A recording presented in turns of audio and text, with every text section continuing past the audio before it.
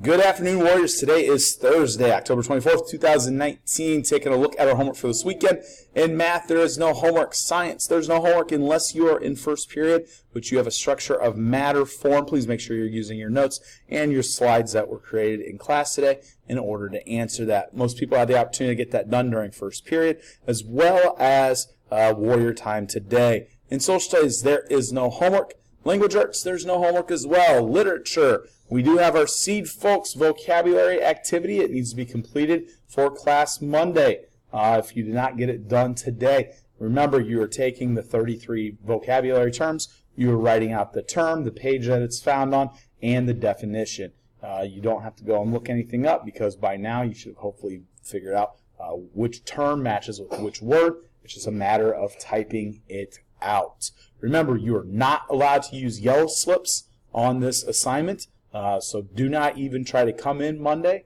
and use one because it will not be allowed.